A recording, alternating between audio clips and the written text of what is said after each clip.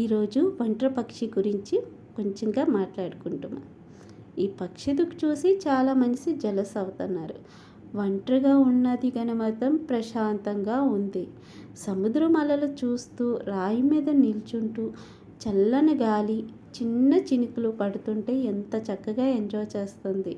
అవన్నీ విడిచిపెట్టి గూట్లో ఉండొచ్చు కదా. గూట్లోకి వెళ్ళకుండా ఫుడ్ బాగా తింది కావాలా రెక్కలు ఊపుతూ సముద్రంలో దుక్కు చూసుకునే ఉంది. మేము మాత్రం అక్కడ చుట్టుపక్కల ఉన్నోళ్ళు మాత్రం ఏనికి వెళ్ళారా అని మర్చిపోయి మొబైల్స్ తీసుకొని వీడియోస్ ఫొటోస్ తీస్తున్నారు.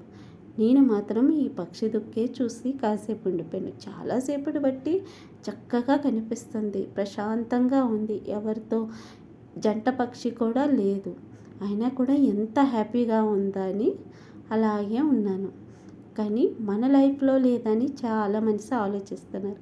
మన లైఫ్లో ఎందుకు ఉంటుంది? మనతో ఎనీ టైం మన తోడుగా నీడగా ఒక శత్రువు ఉంటుంది కదా, అదే మన మొబైల్ లేకుండా ఉండలేము. ఏదో ప్రశాంతంగా కాసేపు కూర్చుంటామని అనుకున్నప్పటికీ ఫోన్లు వస్తాయి. ఫోన్లోనేమో అర్జెంటు ఏముంటాయా? అది లేదు. తిన్నావా ఉన్నావా అనికి మించి మాటలేముండవు. కానీ ఫోన్లు మాత్రం చేస్తారు. అదొక మన తలకాయ నొప్పి. అవసరం లేకపోయినా మాట్లాడాలి. ఆ ప్రశాంతంగా వదిలేసి మళ్ళీ ఇంటికి వెళ్ళిపోయి సేమ్ లైఫ్.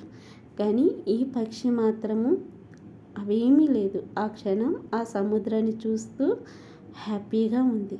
రేపటి గురించి ఆలోచించలేదు, తర్వాత గురించి ఆలోచన లేదు. ఎంత హ్యాపీగా చూస్తూనే ఉంది. ఆ పక్షి చూసుకొని నేను కాసేపు ఉండిపోయాను. తనలా నేను లేనా అని. మనం ఉండాలంటే మన బ్రెయిన్లో అన్నీ డిలీట్ చేసి హ్యాపీగా సముద్రం చూడాలి. అన్నీ ఆలోచించుకొని బ్రెయిన్లో మెమొరీలాగా ఫుల్ చేస్తే ఎక్కడ రిలాక్స్ మనకు ఉంటుంది. అందుకోసమే పక్షిలా బ్రతకాలంటే అదృష్టమే ఉండాలి అని కాసేపు అనిపించింది. చిన్నగా లైక్ చేయరు, ప్లీజ్ సబ్స్క్రైబ్ చేసేసుకోరు. ఈ పక్షి ప్రశాంతత అలా ఉంది. నాకైతే సముద్రం ఎంత ఇష్టమని మీకు తెలుసు కదా. మీరు కూడా ఎప్పుడైనా సముద్రం వెళ్తే ప్రశాంతంగా కూర్చొని చూడండి. నాకు ఇష్టమైన పక్షి.